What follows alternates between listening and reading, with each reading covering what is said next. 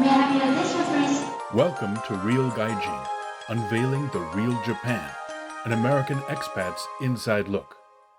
Now it's time for another story from the Read My Lips series of podcasts. Summarized podcast. Hey, we're back. It's Mark Kennedy. I'm the host of the Real Gaijin Ask Me Anything podcast and Real Gaijin Substack. I'm back for episode 2 of 3 with my guest, Steve Gann, who's joining us from Chicago. Steve, welcome. Thank you so much, Mark. Again, it is an absolute delight to be here with you and have this opportunity. Great. So, as you know, today this is supposed to be a pre-recording. We are live, though, so if you do have a question, put it in the chat. We'll get to it. Last week, we covered Steve's initial introduction to Japan, first experiences with Japan, which was very insightful. Plus, it really was nostalgic for me because he's a little bit my senpai, meaning he's kind of like an older brother, essentially, in the experience of being in Japan. But many of the things that he experienced, I experienced too. So that was great. Now, today, part 2 of 3, and by the way, part 3 is where it really gets interesting, but and that ends in jail, unfortunately. Actually, it ends out of jail. We'll get to that, but let's focus on part 2, which is also going to be a great story. This is about how Steve, as a blue-eyed foreigner, was the founder and very successful owner of the first debt collection agency in Japan. So last time, you left off by telling us all about your singing career, being knowledgeable of 200 Japanese songs and going out every Friday night or Thursday night, sometimes on the weekends, and singing. And you cultivated a lot of customers. What were you doing there? Tell us. Well, very quickly, I had started to go around the Tokyo area, finding a good pub, an izakaya in Japanese, to go into. And I wanted to really get to know the culture. And so I would find what I thought would be a comfortable place to go in where they wouldn't say, no foreigners. I would go in. I know that the mama-san and the master behind the counter would be a little surprised, but going in, I sat down quietly. I tried not to bother anybody, and I would order a beer, and I would begin to listen to people getting up on stage and singing their songs. And after maybe about 30 minutes or 40 minutes, I would pass to the master a song from the songbook that I wanted to sing. And they were always very surprised that I was going to get up on stage and start singing. And when I did, they loved it. And as you know, Japanese are very polite, and they will applaud even if you are completely out of tune. They can't understand a word of what you're singing, but it broke the ice. And after that, I would be invited to join another little party within the pub. We would talk, we would get to know each other. It was inevitably businessmen and businesswomen who were in the little circles, and we would exchange business cards. Later on down the road, I might get a call from them, and they'd say, come join us this coming Friday or this Saturday.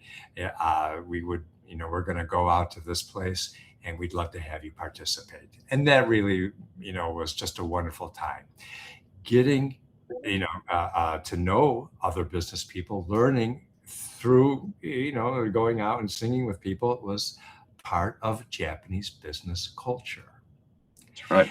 And I thought, this is very important. This is why, or one of the reasons why I came to Japan, because I was interested in breaking into the society and understanding how to connect with people.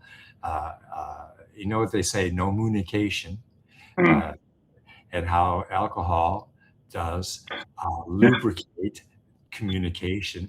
I really enjoyed getting to know people. They got to know me, and I started to rely on them not just as social friends, but as possible business advisors. So let me turn at this point and talk a little bit about how I ended up starting the first foreign-owned debt collection agency in Japan. Please. So I you was were contacted by somebody in the United States to help collect a debt, right? Yes, my relatives had a debt collection agency not far from where I'm currently living. And that agency had been in business for, at that point, about 70 years. And so they had a long history and a very nice reputation. They had a client, which was a foreign a foreign books publisher in New York. And that publisher had sent several foreign books to a bookstore in Tokyo. Hmm. And the book shops, the sort of the book industry is located in an area of Tokyo called Jimbocho. Yes. That bookstore had not paid back to the publisher. The publisher contacted my relatives. My relatives asked me, since I was in Japan, if I would go and collect. And I said, yes, I'll give it a shot. I called to that bookstore. I talked to the owner in Japanese. My Japanese at that point was not very good, but I said, is it possible, maybe today or tomorrow after work, I could come over and talk to you about this $10,000 unpaid receivable? And he was very nervous on the phone. Oh my God, this guy wants to come see me. Maybe he's part of the U.S. mafia, the U.S. Yakuza. He didn't know what was going on. So I went over, and it's I don't want to go into all the this one episode itself is very long, and for the sake of time, but I did eventually. I was able to meet him, and instead of talking to him about the debt, I was talking to him about himself. Where are you born? Where were you born? Tell me a little bit about your business, getting to know him, because that's part of business culture in Japan. You don't go right into business. You get to know the other party, and you do it softly and at a slow pace. And this gentleman was really taken aback at how it was very easy, very gentle, very soft. There's nothing here that I'm not going to go crazy and do anything that's going to be threatening. And that's not my nature, anyways.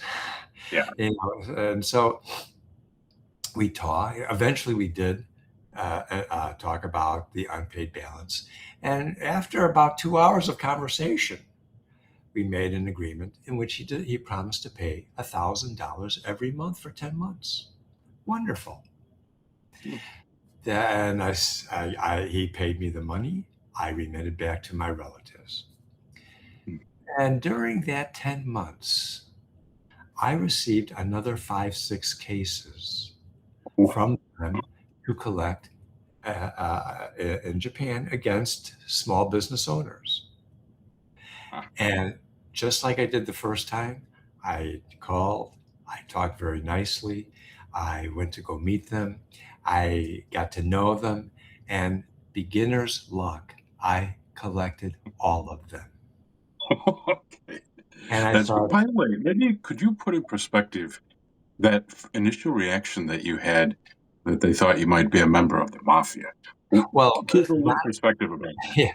not all of them thought I was part of the Yakuza, but a couple of them thought, oh my God, this is frightening.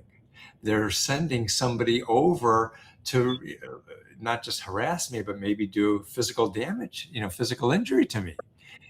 Because in Japan, the Yakuza's at that time main business was debt collection. So the debt collection industry in Japan was very underdeveloped because it was primarily the domain of the Japanese mafia. And when they did collection, they were frightening. They threatened with physical injury. They would drive one of their trucks around with the big megaphones, and whether it was a personal debt or a business debt, they would blast out how you didn't pay your creditors from these megaphones.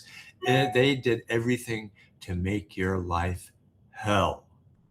And so when I called, they thought, oh my God, here it is. My life is going to be turned upside down. My kids are going to be kidnapped and ransomed. I mean, I'm going to have just a terrible situation. And it turned out to be completely different. And this nice guy Steve shows up. Wow. So maybe could you also characterize the other end of debt collection in Japan? In other words, like the extremely large balances owed are then collected by another group, right? Or law firm? Yes. So I can't say that law firms primarily concentrate on large outstanding or unpaid debts, but they don't want to do small debts because it doesn't, for them, in their view, it doesn't really pay. But very large amounts where they work on both what's called they get a handling fee and then a success fee. And so if it's on part of it's on a success basis, and if they collect a $100,000 claim, then they will get at least $20,000 on it. So it's lucrative. Versus if it's only a $1,000 claim, they don't really want to mess around with $200. So that's why they go for the big fish, the whale, as they call it. Okay. All right, good. Well, thanks for putting that in perspective because it is relevant for the rest of the story. Yes, it is. Thank you. So after collecting these initial claims, I decided, maybe there's an opportunity here for me to start a debt collection agency. And I started to research the debt collection industry, and I found that there are these collection agencies that concentrate on very small retail claims. Retail meaning consumer claims. They're $500, $1,000. Maybe they go into more than $5,000 at times, but they are collecting the claims that attorneys, as you so rightly said, don't want to, or suspected don't want to collect. So they were fulfilling a niche market. I started to visit some of these collection agencies, and a couple of them started to show me how to actually set up an agency legally so that I would not be in competition or violation of any laws. I'll explain very briefly, and then if it's still kind of confusing, I'm sorry. But there's a law in Japan. It's called Article 72 of the Attorney's Law. And that law simply states that anybody doing the work of an attorney for compensation is committing a criminal act. You're not supposed to do the job of an attorney and get compensated for it. And one of the jobs of an attorney is performing debt collection. So it doesn't say you can't do debt collection, but it's implied, it's interpreted that since debt collection is often part of a Japanese attorney's realm of work, that if you do that and you are compensated, you are in violation of Article 72 of the Attorney's Law and committing a criminal act. And you are an engineer. You're not an attorney. I'm an accountant. I'm a CPA. Well, that's right. That's right. Okay. Yes, that's so. Okay. But how is it then that all these other little collection agencies were able to circumvent Article 72 of the Attorney's Law? That's because there's another law in Japan called Article 12 of the Civil Law, which governs partnerships. So let's just say you and I form a partnership. Under this Article 12, you are my representative and I am your representative. If I make a little partnership with each creditor that has an outstanding receivable, now under this partnership agreement, I'm able to represent him in the collection of the partnership's debt. So what they do is they transfer the debt to the partnership, and then because we are each other's representative, I am able to now collect on that partner's behalf, because we're each other's partner and each other's representative. That makes sense. Once I found out how this scheme works, I set up my own partnership, and every time a creditor wanted to have me collect their debt, they would join my partnership. And this was back in 1992, right? 1992. Okay, pretty early for a foreign entrepreneur in Japan. Very impressive. It was early, and this was a very, I was lucky to find out about this mechanism to circumvent Article 12 of Article 72 of the Attorney's Law. And once I found out this mechanism, I decided, you know what, I'm going to start a business. And so now it's easy to do all the legal work to start a business, but it's hard to get clients. Yes. That's a very difficult. Except you had your karaoke degree. So I started. Yes, I did. So I started in September of 1992. And I had all these business cards from all the people that I had met during my 3 years of going to karaoke and getting to know people. And when I told them that I started this business, I reached out to all of them. They said, "Oh my God, that's a terrible business. We don't want to know you." We are afraid. We're afraid. Well, like that collection in Japan is the realm of the Japanese mafia, the Yakuza. We don't, oh God, terrible. So I was very disappointed. But I had contacted some companies, foreign companies, that were members of the American Chamber of Commerce in Japan. And one company said, "We have a ton of claims. Can you help us?" I said, "Sure." You need a client. They became my client. When I say a ton, they had about 30 cases, but that got me started. That got me started. So Can you stop for just a second, particularly for our Gen Z listeners? Yeah. Paint the picture here. This is 1992. This is pre-internet. This is like almost cusp of email, right? Yeah. I mean, this was pre-phone, pre-internet, pre-technology. I mean, we were in the relative Stone Age. So how did you contact all these people? I did by letter? phone. No, by phone and letter. By phone and letter. So, but I didn't have a computerized collection system, but I was very good with the forerunner of Excel, which was Lotus 123. Oh, wow. That's what I started with. Okay. So I know it. I built a very simple collection system. I was very good with macros. And, yes. And I was working, I had to hire 2 Japanese full-time because I needed for my visa. If you're starting a business, you get an investor's visa by investing about 10 million yen, and you have to hire 2 Japanese full-time. And I did. And I opened my office in Tabata, which is not far from Ueno, and in an apartment building, a rokujo, 6 tatami mat. We were tight. It was very small, but we started. After those, and we started to work those 30 claims. And we would have meetings with the debtors, and some of them we collected, some of them we didn't. And I was kind of getting I was getting a reality check that the first claims that I collected, that was beginner's luck. This next batch was a lot harder. So anyway, after those 30 cases, I was doing a lot of sales on the phone, contacting companies every day, but nobody wanted to use my services. They were hesitant, or they didn't have the claims, or they just wrote them off. And we started to go on drip feed. My company was, Drip feed. getting weaker and weaker financially.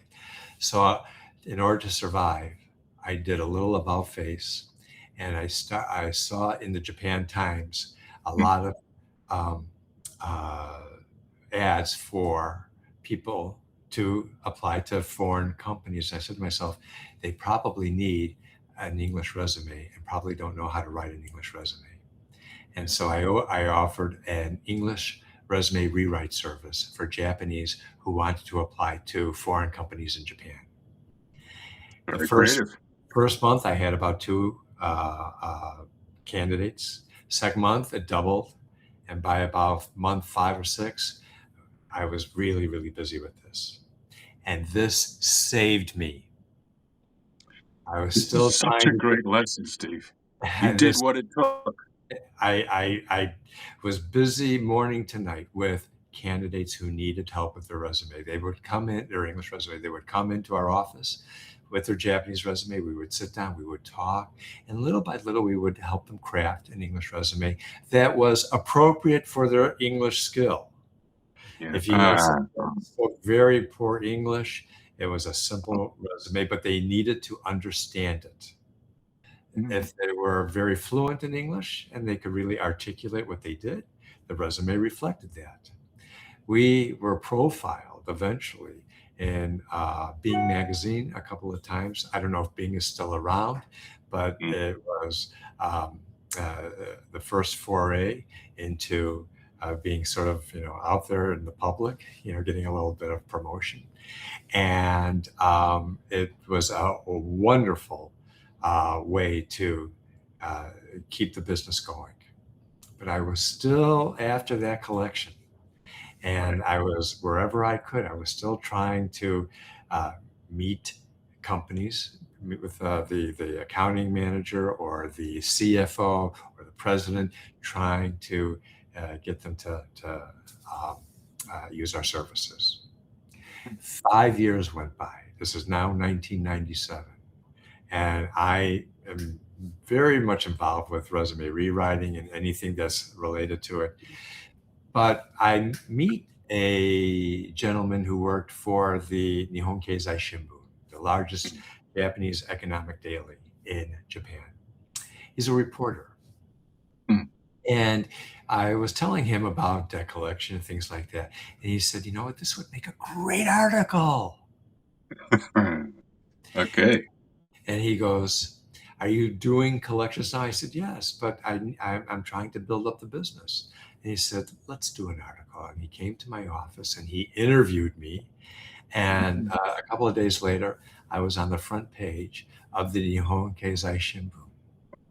Okay.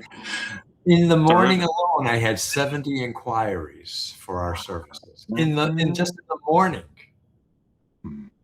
One of those inquiries was the credit card business that was part of Mitsubishi Bank, Tokyo Mitsubishi Bank. So a very large client. And so the gentleman who was in charge of credit card collections at the bank calls and he says, I want to come to your office. And we were no longer in Tabata, but we were in Hiro at that point. Okay. We moved to Hiro, and we had a little bit of a bigger office. Not much, but bigger, and in a nice area. Yeah, right. He came and we talked, and he said, you know what?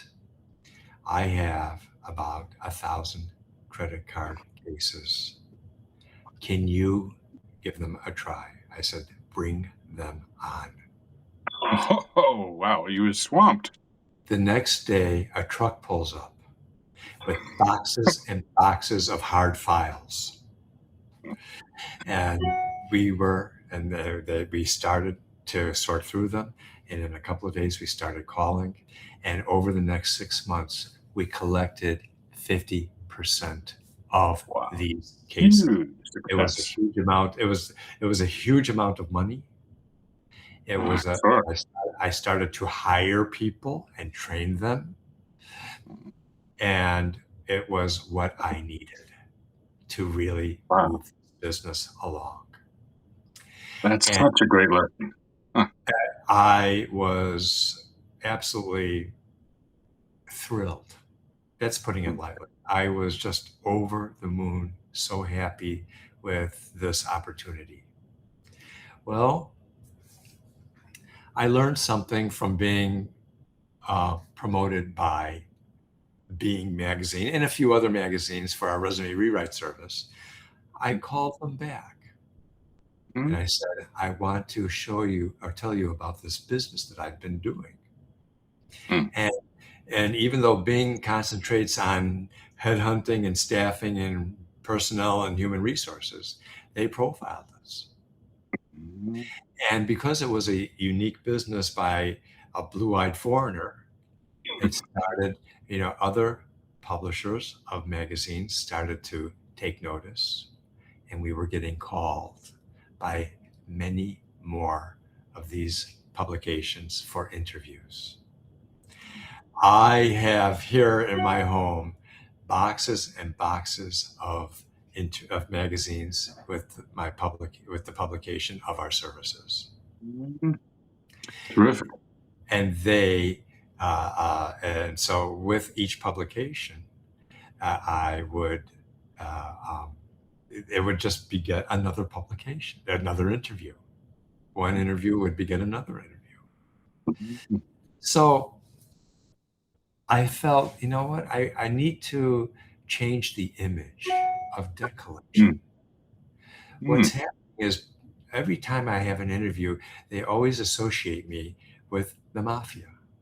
Okay. And I don't like this. So Yeah. how can I change the image? So I decided, you know what, I'm going to do a presentation on credit risk management because debt collection falls under credit risk management. Sure. Credit risk management is the system of trying to increase your cash flow and minimize the risk of selling on credit. That's very, very broadly, very simply what it is. And debt collection is what we call an after-sales credit risk management services. Company A sells to company B. Company B doesn't pay. You try to collect by yourself. If you can't, you outsource it to a collection agency. Okay. So we're part of that credit risk management system. We're in an after-sales product and service. I called to some of the groups, the chambers of which I was a member. I was getting involved. I was networking, and one of the chambers or the groups that I was a member of was the Tokyo Chamber of Commerce, Chiyoda Bu. I don't know how you translate that bu, the section, but it's not really a section, chapter. There we go, the Chiyoda chapter of the Tokyo Chamber of Commerce. And I said to the president, I said, I'm doing this business. Unfortunately, in Japan, it has a very negative image, but maybe we could do a presentation. I know you do a lot of, seminars. They didn't have webinars at that time. So, and he said, well, let me bring it up to everybody, the board and see what they think. I can tell you right now, I don't think it's going to fly because they just think it's yucky. So, but about 2 months later, I get a call from him, and he says, you know what? They want you to do it. Okay, another break. So I and my partner in the business, we went and gave a 1-hour presentation, not about debt collection per se. It was about credit risk management and how debt collection fits into the system. I see. And so I talked about debt collection in the US and in Europe. I talked about how it's a very professional field to go into, how you really have to be knowledgeable about, for example, import-export. You have to understand accounting and finance, and you have to learn about how to communicate. And then you can get degrees and certifications, and it's as sophisticated as you can be as sophisticated in this profession as you want to be. And in the U.S. especially, agencies have to be licensed, and there are laws against unscrupulous debt collectors. And I was explaining all of this. We had at the Toyota seminar approximately 150 attendees. They told me the largest group to ever attend.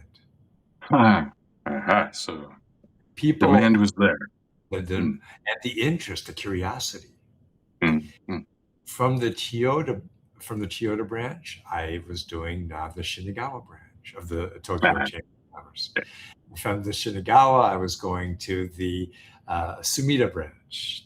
I went through almost all of the branch, all 23, of the chapters of the Tokyo Chamber of Commerce. Mm-hmm. And then I branched out to, let's say, we go from Tokyo to Osaka. Osaka to Kyushu, go to Kanagawa, up to Sapporo, go up to, I was traveling the country. I gave, over the next 5 years, I gave over 90 presentations throughout the country. Amazing. That's great. And so when I would contact one of the chambers in one of the prefectures, I would call, I would introduce myself. I'd say I'm doing, presentations on credit risk management, and perhaps members of your chapter, of your chamber would be interested. And can I send you my information? And I always was told, yes, please send that. That's the first step, because this doesn't sound right to us. We don't like this. And I would send the flyers of maybe about 30 or 40 other chambers. It was a package. I did it at all these other chambers with a cover letter and some articles as well. Nihon Keizei Shinbun, Yomiuri, Asahi Shimbun. I had lots of interviews in magazines. So they really, I was immediately accepted to do a presentation because I was trustworthy. I wasn't the mob. Well, I wasn't right. the You established your credibility. Now, by the way, while you were doing all this, you were gaining a pretty high profile in the media. And tell us about how that high profile actually attracted some unwarranted attention from the very people that you didn't want to be associated with. So early on, when I started to do this business, I read in the Japan Times about a company that does skip tracing. Mm-hmm. And this skip tracing, I thought, well, we will probably have many debtors that we cannot locate, and I'll need this company. So let's call them. Let's find out what's going on. And I called, and the lady who answered the phone was okay. She was, polite. And I explained what I'm doing. I do collections, and I am looking down the road to supplement my services with skip tracing. And I read about your company in the Japan Times. And I thought, well, maybe, I may have to use your services. And that's why I've called. And she says, please wait a moment. I'm going to transfer you to the person in charge. And I said, great. Gentleman gets on the phone. He's super duper polite. And it's about maybe 2-3 o'clock in the afternoon. And I explained that I'm doing debt collection. And he, and this is at my first office in Tabata. It's a very small office. And he says, you sound very interesting. Why don't we meet today, right after work? I said, oh, okay. I wasn't going to use his services so quickly. I thought it was a little bit peculiar, but all right, if you want to come over, sure. So about 6:30, he comes over, and this is 1993-ish now, 1992 and a half. I started in September of 1992, so we're now into 1993. And he comes over. My staff have left. I'm the only one in the office at 6:30 at night. And he comes, and as soon as I saw him, he looked very unusual to me. He had a punch perm, a very tight punch perm. Mm. He was wearing a light blue suit with this burgundy tie. And I thought, my God, this is very unusual at that time for a Japanese to look like this. Usually they have a very dark suit on, a dark blue suit. It can be maybe a little light, but not a powder blue suit. He didn't look right to me, but came in, took off his shoes, put on the little slippers that we had for the office, because it was really an apartment turned into an office. And I said, would you like some coffee? He said, sure. So I make some fresh coffee. And we sit down at this little itsy bitsy table in between us. And he says, so tell me again about your business. And I start telling him about my business. And he starts to lean in a little bit. Mm-hmm. And all of a sudden, the voice is going from the usual tone down about an octave. And he starts to sound grumbly. And we have our coffee cups on this little table between us. And out of the clear blue sky, he takes his forearm and he hits those coffee cups. They go smashing against the wall. I scream. What are you doing? I stand up, he stands up, and he's over me now. And I'm against the wall. And he's over me. And he says, UMF, you are mooching in on my territory. We do collection, not you. And his face, his nose was a centimeter away from my nose. I could see the cavities in his teeth. I mean, this was really frightening. And he was not a big guy, like tall, but he had girth to him. He and the fury that he had in him at that moment, I just was completely in shock. I didn't say a word. It probably lasted a minute. Seemed like an eternity. Yeah. He did a good job. I feared for my life. Okay. So what did you do?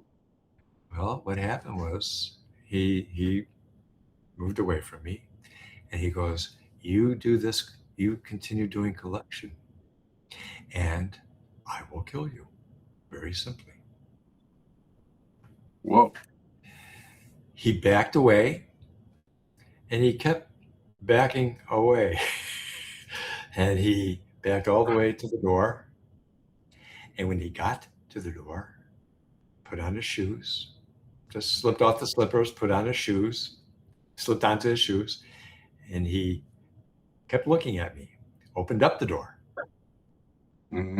closed the door. Then he opened up the door just a crack, and he put his hand through, looking at me, like that. And then he closed the door, and I was frozen. Yeah.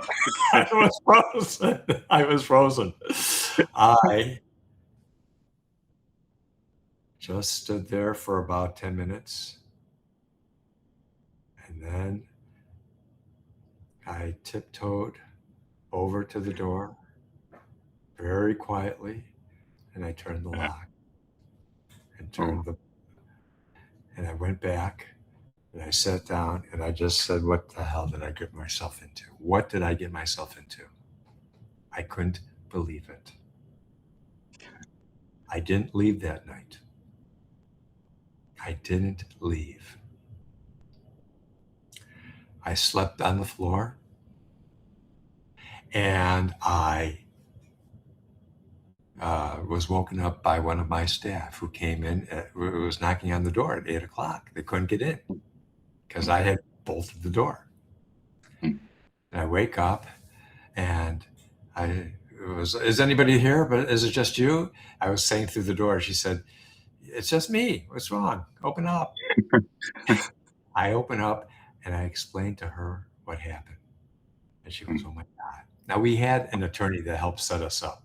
And he even wrote, an opinion letter about why he felt my business was legal, which was very important.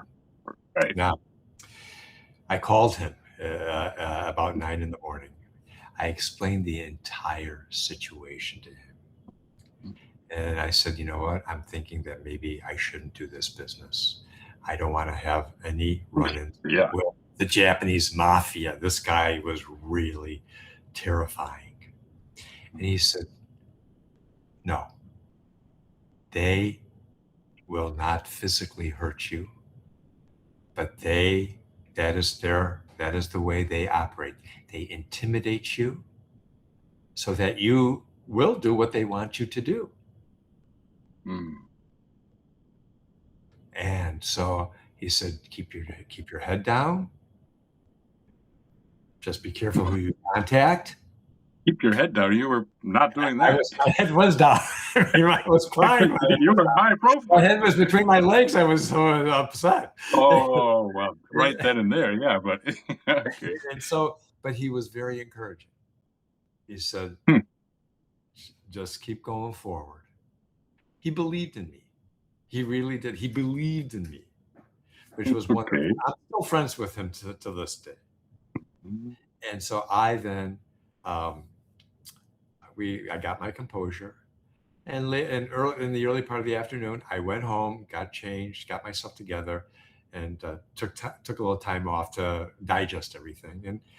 And it wasn't until several years later that I had another run-in with a Japanese mafia guy who happened to be the number 2 Japanese mafia guy in the Yamaguchi-gumi. That is the largest mafia organization in Japan. And that'll be how's our time? We got time. It's fine, because now everyone's going to want to know what happened with that. You need to keep going now. There is. Let me to get to him. I got to go back to the business, the growth of the business. Oh yes, okay. Once we started to do presentations and change the image of what we were, we started to get a lot of clients and many very prestigious companies. We had Microsoft Japan, we had Sun Microsystems, we had Dell Computer, we had FedEx, DHL, we had, in fact, we started what's called an industry credit group with FedEx and DHL and other major international freight companies. We were really cooking along. We had at one point approximately 800 clients, and we were processing 10,000 consumer and commercial cases every month. So, and we had a staff of about 40 collectors. Oh my goodness. So, and we brought in IT people to set up a very high-powered collection system. We were really, it was a wonderful operation. And we were still getting a lot of promotion. And that promotion led to a book called The Blue-Eyed Debt Collector, His Struggle, which sold about 20,000 copies. And it was published by the number 2 publisher in Japan called Shogakukan. And that led to a documentary that was on NHK about our services. Wow. One of the we were not only doing debt collection domestically, but internationally.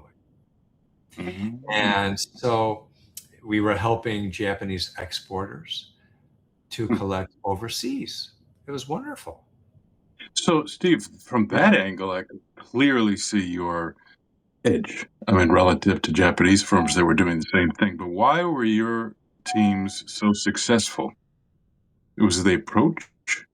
We had, our policy was not to hire anybody with any debt collection experience, because we wanted to teach them our style.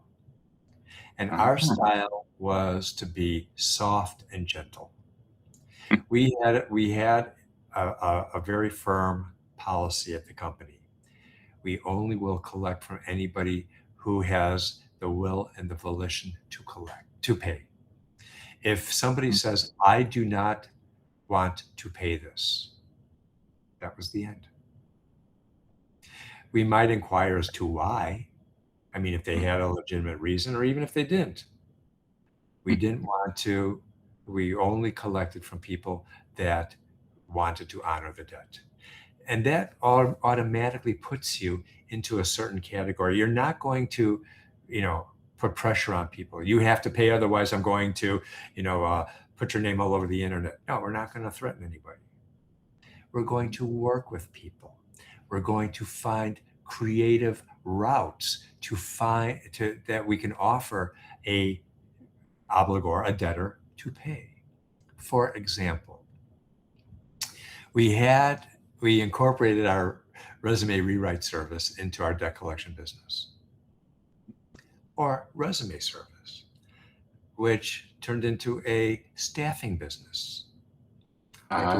So here, I call you and I say, you owe Amex, $5,000. Amex was our client. And you say, I'm unemployed. I have been looking for a job. I just can't find it. I'm 55 years old. In Japan, you're kind of already too old. Say, okay, if you are really serious about finding employment, we can help you. Come to our office. Through our network, we will help you to get employed. We were working with 5 other staffing companies. We would help you with your resume. If you wanted to try to apply to a foreign company, we would help you with your English resume. But we would help you. We would try to help you get employed. Now, sometimes, depending on your background and your skill set, there may only be, like a server position at an izakaya. Take it, even if it's hard. Take it. Get that, because number one, you've got to get employed. Once you are employed and you are going to a place of employment every day, you know what happens? You start to take back your pride, your self-respect, and your dignity. Many people who owe money, who are also unemployed, lose their self-respect and dignity. So we're trying to get it back for you, trying to help you get it back. Secondly, depending on the income, we would introduce you. If you got employed, we would take a very small percentage of your debt, of your income, to pay off the debt. So let's say you owe $5,000. You might take, $100 in the beginning of the first few months. Once you're settled in your job, you might take $200. We wouldn't go over that. We want you, but because the main thing is not that you are, we don't want you to fall back into a debtor situation where you can't afford things, but we're trying to help you to pay off your debts. Now, the main debt that we were helping you might be Amex, but if you work with us, we would help you set up budgets. A budget so that let's get all of your debts together. Let's see what you got. This was an extremely constructive way to help everybody get back up on their feet. It was a win-win situation, a win-win-win. It was a win for the debtor because now he's back to being a constructive, productive, tax-paying citizen of society. It's a win for the creditor because they're getting paid, and it's a win for us. We're getting paid. We're getting a commission. But and can you imagine trying to, you're changing the image of debt collection. We were presenting at all of these different chambers of commerce throughout Japan, and we explained how we were helping, not all, but some debtors to get back up on their feet. My God, it was revolutionary. Huh. Here in the US, in Europe, they don't do any of that. Oh. We went far beyond trying to help people. This was this was, well, compassionate. Yeah. It was constructive. It was the way things should be done. And listen, you never know who's on their way up and who's on their way down in life. Any one of us could have some kind of situation where all of a sudden, we're now the debtor. And I did not like hearing people who are really suffering. I will give you one example. There was a gentleman who owed the equivalent of like an $800 mobile telephone bill with NTT. He came to our office with his 3 children. Yeah. They were living out of his car. He had lost his home. His wife went back to her parents in, the Inaka somewhere, and he was trying to hang on. And I said to him, how are you surviving? He said, with donations from friends and, some family. That's it. I need a job. I really need a job. And I said, can you make deliveries with your car? He said, yes. I called one of our clients. I was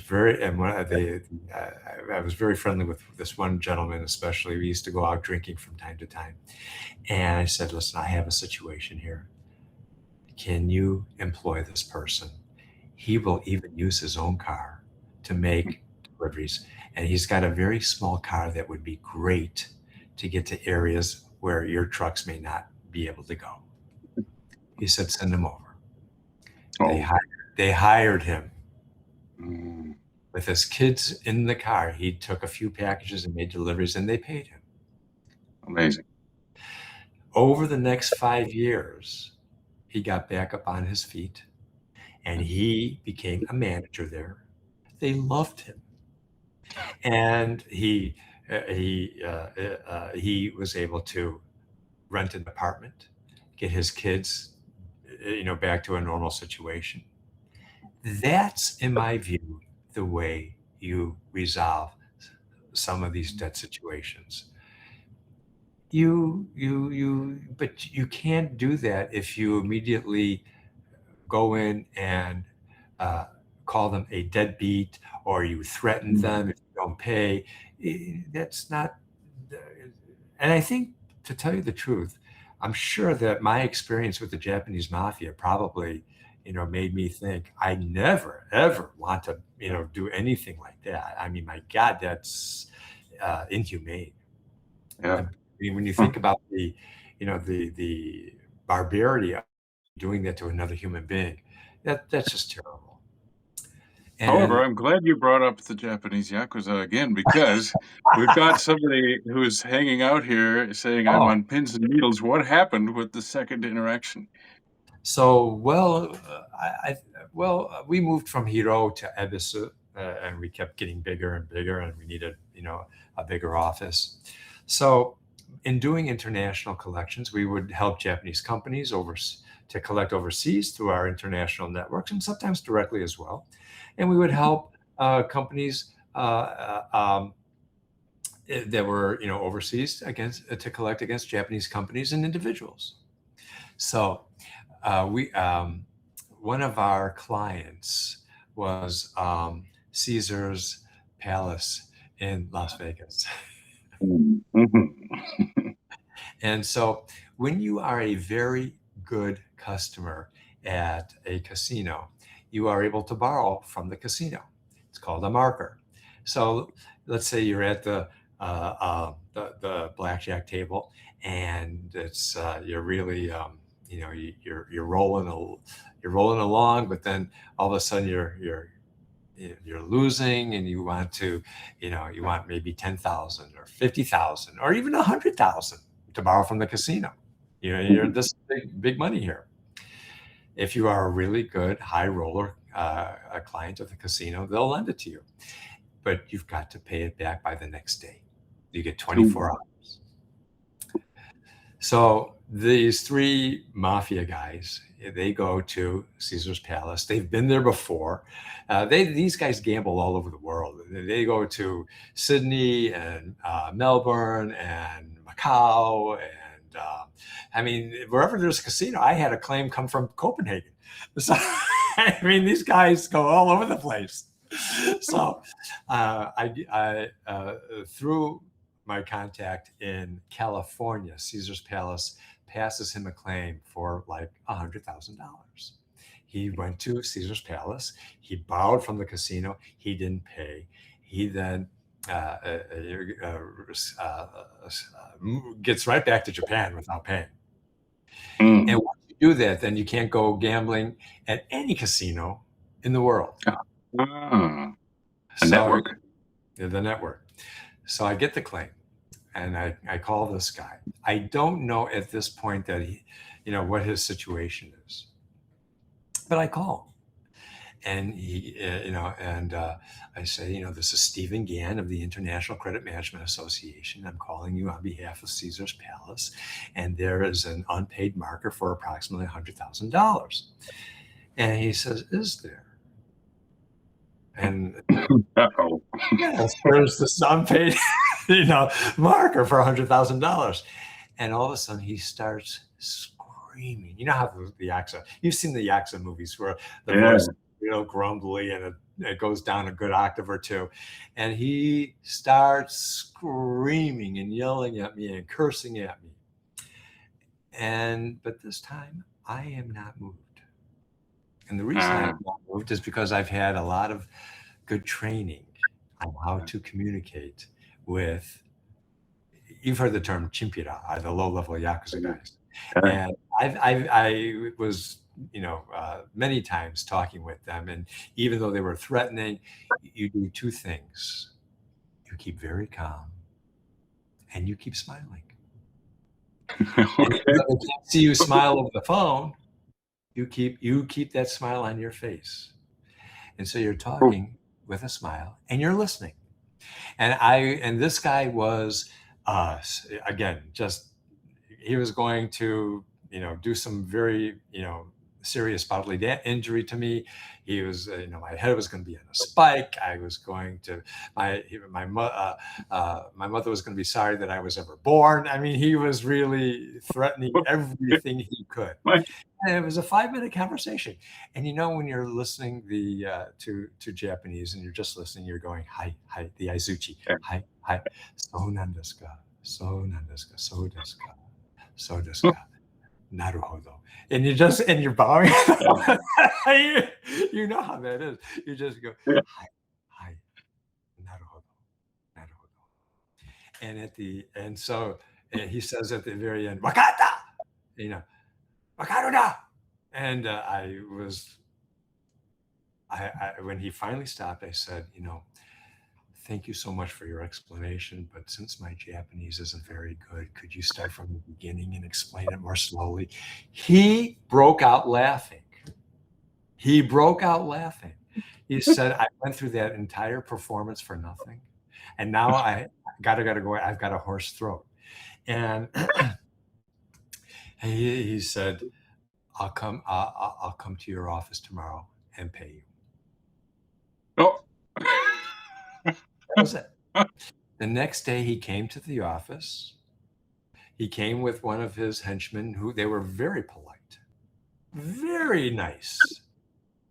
And he came, and our letter always had the bank information, and we were talking very nicely for about a good maybe 30, 40 minutes. And when they get to that real high level, they know how to turn on and turn it off, and they can be really gentle people. And after he met, he said, we'll make the wire transfer shortly. 15 minutes later, my the office manager says we got the payment. Amazing. But what is that actress's name? You know her. She does a lot of movies with the Yakuza. Oh God. Oh yeah, you had her in the book. Yeah. I remember. Nobuko Miyamoto. Oh, yeah. Okay. And her husband was that director that was actually Yakuza. Yeah. They said that he committed suicide, but they think it was a hit job by the mafia, the Yakuza. Yeah. Anyways, I watched all of her movies. She taught you how to behave. Takes on the Japanese mafia, and when they are threatening her, she is standing in front of them, with a smile, and she speaks slowly, and she's polite. I mean, that's how you diffuse. And that's important. I mean, if otherwise, when they see terror in your face, they milk it for everything it's worth. But if they see that you're not intimidated, in fact, that you've got the opposite reaction, that you're just, smiling, I mean, this is not working. We got to, what's wrong here? So this is an amazing story. But I had others as well, and but I was not intimidated, because I now knew how to grapple with it. But I felt, I'll tell you, Mark, I absolutely love doing collections in Japan. Oh my God. Well, I could tell you're outstanding at it anywhere, but hey, before we go, I know, I mean, this is a terrific story, but I know, yes, it does. I don't like this. I want to stay on. We know. That's good. Well, you're coming back. You're coming back. We haven't even gotten to the main story yet. But I need you to lay the groundwork for the next episode. And can you tell us a little bit about how?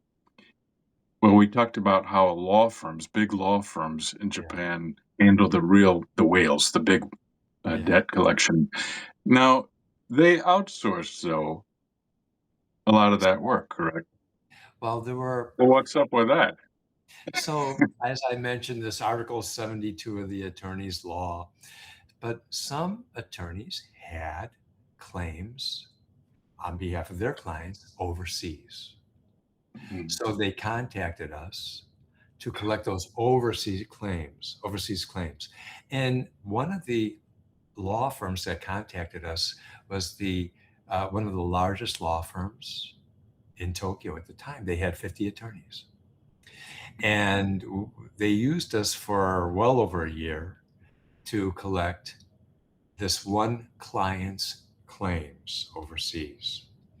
And we were very successful. Some of the claims were against cargo ships that had not yet paid. Now, a cargo ship is not in a stationary location. Mm-hmm. They go from port to port all over the world. They pick up containers, they drop them off, just like a trucking company, and they may have a route. This cargo ship is expected to be in Singapore 2 weeks from now, and they will be there for 2 days, and that's a good time to catch them. So we would trace these cargo ships, or companies that were stationary, debtors all over the world. And we were very successful. And so some law firms used our services, which was contradictory Yes. to. So on one hand, you have this law that says you shouldn't be doing collections, but on the other hand, lawyers were using our services. So that was a big contradiction. But as we started to get known, as we started, some other companies started to copy our business model. And when I started, there were about 30 collection agencies in 1992 that were just concentrating on these small retail claims that were not the market of the attorneys. They were small. But as an attorney would want that collection claim against the Japanese mafia for $100,000. Now I'm in his territory. So as we were getting more well known, as we were doing these presentations throughout the country and getting the interviews and all these publications, the attorneys were not happy.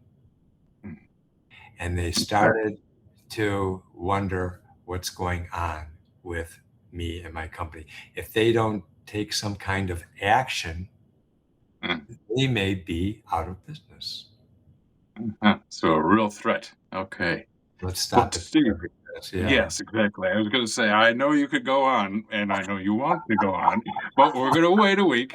This is so much fun. The people listening, and thank you. You got a sneak preview here. This is going to be just a pre-recording, but I hope you enjoyed it. Steve, you're an outstanding storyteller. Mark, thank you so much for this wonderful opportunity. It really makes me smile. I'm in such good spirits, and I'll be looking forward to our next podcast next week. And until then, just have a wonderful weekend ahead. And I hope everyone who was on the line enjoyed it as well. I know they did based on the comments. Okay, great. Well, thank you so much. Have a good week. We'll catch you at the same time next week. Thank you. All right. Bye-bye. Thanks for watching and or listening to another story from the Read My Lips series of podcasts on Real Gaijin. Tell us what you think and be sure to tune in again next time.